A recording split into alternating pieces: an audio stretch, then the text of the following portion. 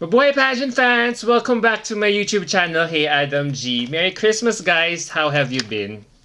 So as you can see and feel it na guys, Miss Universe is just around the corner. So here I am doing a lot of content about it. So now it's time for me to reveal my pre-arrival favorites for this year's crown. After following them on social media for the past few months since their crowning moment, I am now ready to reveal my pre-arrival picks. Now, I just have to say that the basis for my pre-arrival list here is how Miss Anjay Ken must be probably thinking right now. As the new owner of Miss Universe, ano kayang iniisip niya ngayon? What is she thinking at the moment? How will she define this era? Her era, to be honest. And I feel, kung tatanungin nyo talaga ako, it will be a combination of Trump and IMG era. I feel there will be more emphasis on looks given her background as a transgender and businesswoman. So the incoming winner will find herself representing her business brands around the world. So I feel she will really look for that beautiful face with a commercial and relatable appeal. And of course, great communication skills to espouse the numerous charitable causes and endeavors of Miss Universe organization at the same time. So sino-sino itong mga ito? Here now are my top 10 picks for Miss Universe 2022 pre-arrival list.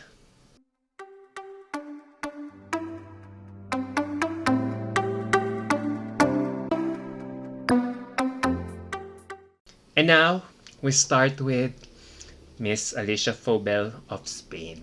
Since meeting her several times personally here in Manila, I have admired at how Alicia FAUBEL has endeared herself to the Filipino fans with her warmth and relatability as a candidate. Even though she doesn't have any ounce of Filipino blood in her, she has more than embraced our culture and country given that she has lived for quite some time here in the past. Now, Filipino pageant fans love her because she is so relatable, personable, and doesn't take herself seriously, especially when you watch my mukbang episode with her last time. That despite possessing sheer beauty, she is unafraid to mingle with people from all walks of life. From me down to the street children in Manila, she never fails to paint her own brand of fun and sassy personality. Personality-wise, she's really up there. However, there are other aspects of the competition which she needs to polish at the moment, like her pasarela skills, which she admits naman na it's her weakness for the competition. Hence, I am glad that she's working on it well by hiring Filipino trainers like Shandy Lim and Ian Lawrence, and I am liking what I am seeing right now. She is showing a lot of progress in this aspect. However, if there is one minor aspect of her candidacy which I hope she works on is for her to tone down her level of sexiness during photo shoots. I hope she learns to strike a balance in showcasing herself in a very classy way while still retaining that sexiness on photos. Alicia has to learn to show relatability as well even on her sexy photos, as Miss Universe has already evolved as a pageant brand. And now we go to my ninth spot and I'm giving it to Peru's ALESSIA ROVEGNO. She is another Latina that I am really keeping an eye on at the moment. Peru has been stepping up its game in pageantry in recent years, and crowning ALESSIA this year will definitely continue that winning streak. ALESSIA for me has just this very commercial look as well going for her, and I like how her organization has found the right makeup styling for her to soften her strong facial features in all her public appearances and photo shoots as well. And her Instagram account, if you're checking it out at the moment, to be honest, is so well curated with a healthy mix of her modeling portfolio and numerous advocacies. Whether it is championing LGBT rights or sharing her valuable time with the elderly, you can just feel her relatability by making herself more accessible to the public. Na she always smiles pa all the time, and that's part of her charm. So I hope to see the same ALESSIA doing the same thing come Miss Universe. And now we go to my 8th spot and I'm giving it to Italy's Virginia Stablum. I've never really been excited to vlog on Miss Universe Italy ever than now.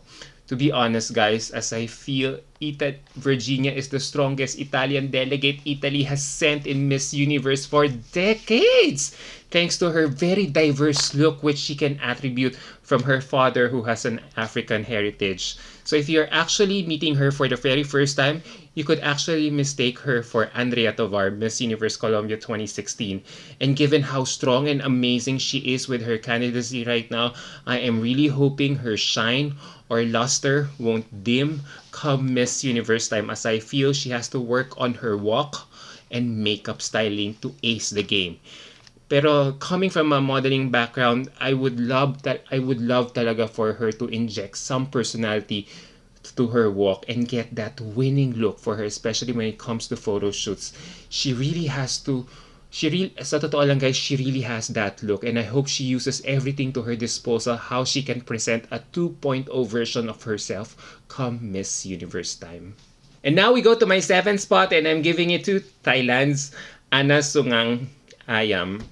As in every year, Thailand is pinning its hope that it will finally win its 3rd crown this year, with ANSUEANGAM as its representative this year. To be honest, guys, I see the potential in her to win her country's 3rd Miss Universe crown. She is really beautiful, which is aided by an incredible backstory, an incredible rags to riches backstory. That alone palang screams authenticity and relatability already.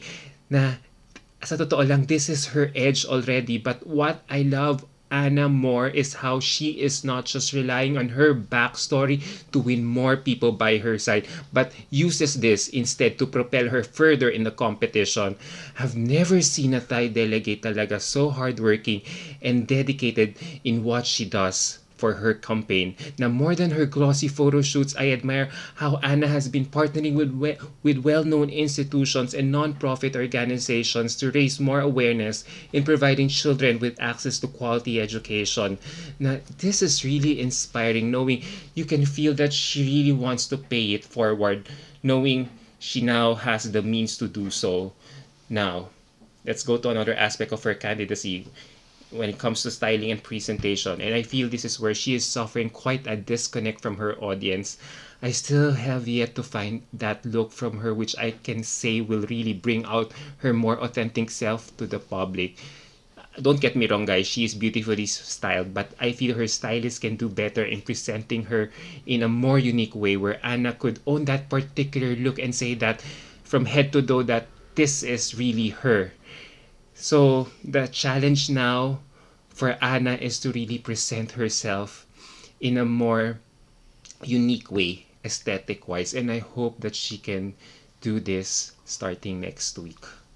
And now, the next girl on my list is South Africa's NDAVI NOKERI. Of course, South Africa has to be thrown in the mix, especially when we talk about the frontrunners for this year's edition. I have been loving what I am seeing from NDAVI on social media since her crowning moment. The styling has always been neat and impeccable, and I love how the Miss South Africa organization has incorporated her background to how it styles NDAVI to come out more authentic and surprisingly doll-like. And the result, she just looks more expensive while retaining that relatability factor in every photo and public appearance that she has done so far. Now, I have yet to see this candidate get badly styled, but so far, everything has been perfect. So if you were to ask me, there's nothing I could nitpick on her at the moment, as she is really killing it every step of the game. And now we go to my top 5, and number 5 on my list is our very own Celeste Cortesi. Celeste, our girl to this upcoming Miss Universe pageant. I really have to say that we are so blessed as a country to be represented by this very beautiful yet down-to-earth candidate in Miss Universe soon. To be honest, guys, I never liked Celeste before she joined Miss Universe Philippines, given the negative publicity and images I had seen from her in her previous pageant stint. But it all changed the moment she submitted her online Kumu video for Miss Universe Philippines earlier this year.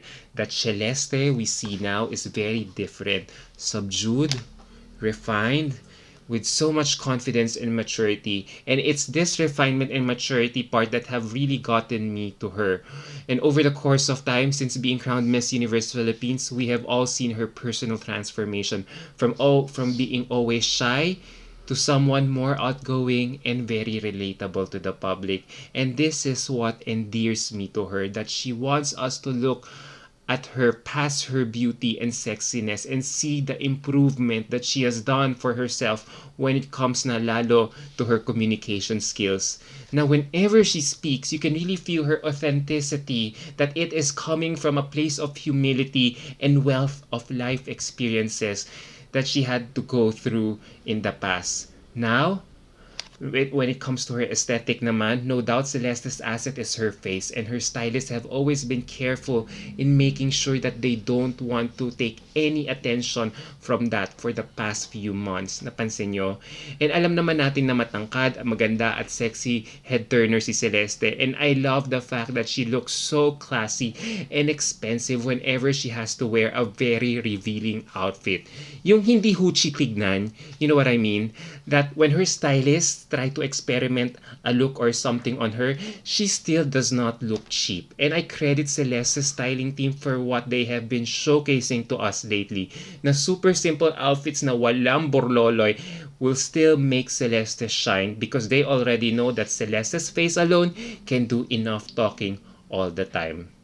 So yes, I am definitely liking the styling trajectory of Celeste's team for her at the moment. And if we are to base it from the outfits of Celeste in Los Angeles right now, I think we are in for a great show starting next week. Like for example, the micro mini pleated outfit that with a big belt, that controversial outfit a day after arriving in Los Angeles, that look for me totally bridge the styling choices of the Gen Z and the millennials, because if you notice, the outfit screams Gen Z, as it reminds me of the outfits I had seen from Miu Miu 2 seasons ago, which trickled down to the masses, and the Gen Zs naman responded to it very well. Now that micro mini skirt alone kind of gave us that young and youthful vibe. And even though that silhouette is so Gen Z, the colors she used for this one na muted and neutral gives her a more sophisticated balance, thereby allowing the older generation naman as well to get that I can wear this outfit too. Na alam mo yun, na feeling na pwede rin nilang gayahin yung look ni Celeste in a personal way. Gets nyo? Na it could still look appropriate with the right styling and length of the skirt. And then there's this Filipiniana bahay kubo printed dress made by Roland Alzate that she wore days after. That outfit, wow, I feel is a great way of injecting Filipino culture and traditions to modern new wear without the textiles and fabrics we have been so accustomed in seeing from our previous beauty queens. And I think it's a stroke of genius for Celeste's styling team to deviate from that and present another outfit which can highlight our culture pa din at the same time. Kaya if you look up close, di ba guys, the fabric and pattern are very reminiscent of Dior, na it was white and blue na may scenic landscapes involved in their outfits in that classic collection of Dior recently. But then up close and personal, makikita mo pala, bahay kubo pala. So you see the point of what I am saying. Celeste's outfits are very simple. Walang masyadong borloloy, but Celeste elevates it with her class and sophistication. So, magigets mo na rin why her entire Miss Universe Philippines styling team traveled with her all the way to the US right now to make sure Celeste will have the best of the very best when it comes to this aspect of the competition. Na, this is Celeste's brand of relatability, which is her simplicity. Diba? Siguro if there's something minor lang I would like Celeste to address right now is for her to appear more congenial in all the activities once the pageant starts next week. I want her to smile, aaminin ko. Kasi I notice, I want her to smile, laugh a lot, and have a good time with the candidates. As I notice Celeste having this sort of mataray or masungit look from afar, which makes her look kinda intimidating, especially if you don't know her personally. I have covered her numerous times and I always see Sir Voltaire, making her laugh and smile all the time. And now that Sir Voltaire won't be with her come Miss Universe, I want her pa rin to look for that Lady Voltaire in that pageant, whether it's her fellow candidate or her chaperone, to bring out her inner childlike Celeste to smile more. Remember, the girls are always being observed 24/7, and if you are the organizer, first impressions last. And now we go to Puerto Rico's Ashley Ann Carino. This Latina candidate has also got to be on top of the pack for how she has lived up to the fan hype as well. Since being crowned Miss Universe Puerto Rico, she has never failed to show and articulate her background as an aerospace engineer. Whether it's giving a talk to young kids about science or showcasing her national costume or even some of her evening gown, which has a NASA or galaxy theme, you can feel that she wants to come out as authentic as possible in every public appearance that she does. And that's what I love about Ashley Ann Carino, na she's being true to herself, especially when you hear her talk as well. Na she is really articulate with that communication skills. Now, when it comes to her aesthetic naman, she has strong stage presence. Napansin nyo, especially when she came out. Have you seen that video clip where she came out and walked for the legendary Carlos Alberto recently in that red gown with a red veil? Wow, ang lakas ng impact niya dun sa video na yon.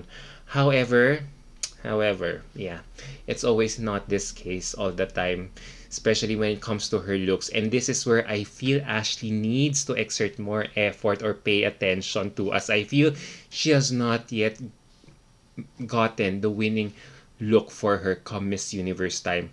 Her styling in particular in some of her glam shots have been a hit or miss for me. Her stylists have always been employing a dark makeup styling to her strong facial look already, which I feel should not be the case.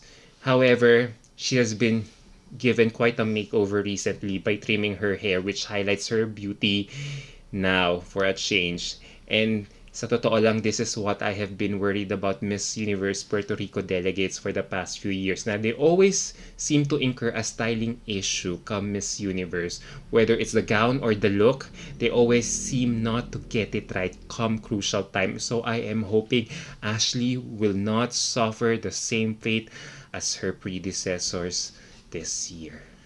And now we go to my top 3. And number 3 on my list is Colombia's Maria Fe Aristizabal. I just cannot get enough of her right now.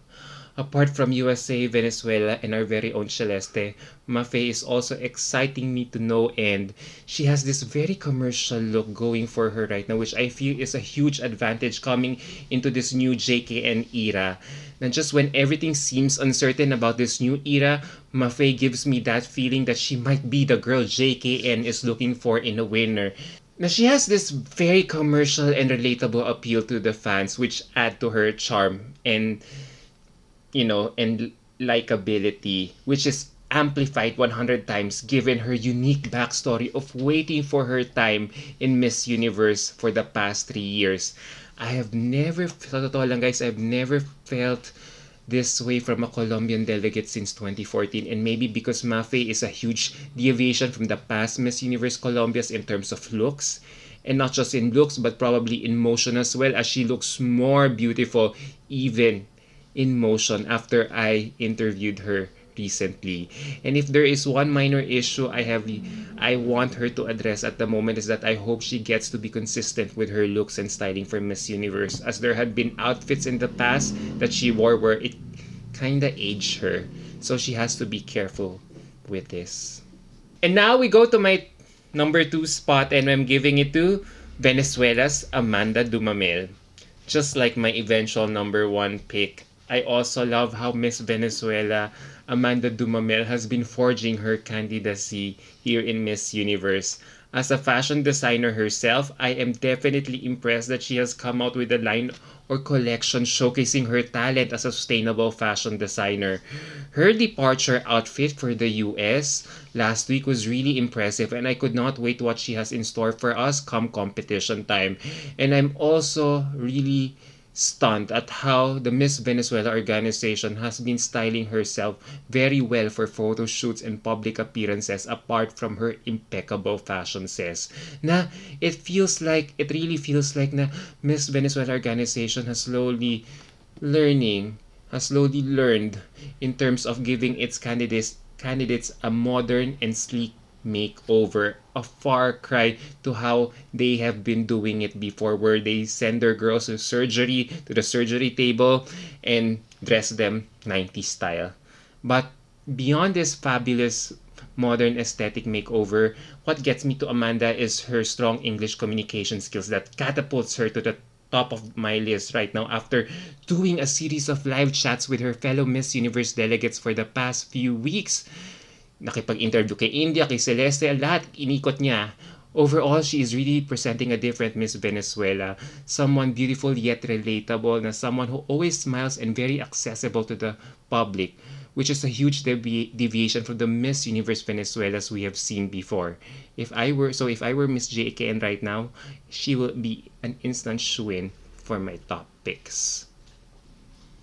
And finally, we go to my top spot, and no surprise, I'm giving it to USA's Arbony Nola. Yup, she's my presumptive Miss Universe at the moment because of how the way she has been maneuvering her candidacy here in Miss Universe. The prep that she has been doing for the competition is so unlike any other, and I love how she has been so low-key with her preparation in this pageant. And yet when she does upload a video clip or photo every now and then when it comes to her preparation, it's always worth noticing or even raving. For instance, on Christmas Day, a few days ago, she uploaded a video clip of her tying loose wire and dyeing a piece of cloth for one of her outfits or wardrobe for Miss Universe. Nagulat ako, as I've never seen a Miss Universe delegate being that hands-on and being so productive for her preparation for Miss Universe. And as someone who has a background on fashion, Arbony is brimming with so much creativity and talent, and that alone can already tell us what she can offer Miss Universe organization in case she might be crowned the winner eventually. That she's very dedicated and hardworking with her job and does not have to ask for help in being given tasks because she will take it upon herself to initiate and finish the job with aplomb. And if that doesn't scream women empowerment already, then I don't know what it is. And even in photos or on her numerous photo shoots, she makes sure that she still comes out as authentic as possible with those clean, simple photos which showcase her almost bare face or minimal makeup look. Now it's clean and very fresh and gives you that natural and relatability vibes as she is so unafraid to show her true skin literally, which makes me wonder, she is really more beautiful pala, no, with less makeup. And this is the kind of makeup I want Arbony to do to sport during her pre-pageant activities very, very soon. Now, if there is one thing I want her to work on, it's improving her stage presence, as I feel it was off during the Miss USA Finals night recently. She seemed a bit tense when walking on stage, and I want her to have fun and own it come Miss Universe time instead. So there you go, guys. What do you think about my list of the frontrunners for this year's crown? If you notice, most of them come from the powerhouse countries, as I feel they have already mastered the winning formula. Pero that does not mean that any girl outside of my list right now won't have as much chance as the 10 that I just listed down here. And just in case you might wonder why I only enumerated 10 ladies for this content, it's because I am planning to come out with another vlog to talk about the dark horses of this year's competition. So, baka nandun yung mga ibang girls na ini-expect nyo for today's content. So, what do you think, guys? Tama ba yung top 10 picks ko? Dapat ba akong binawasan o dapat dinagdagan pa?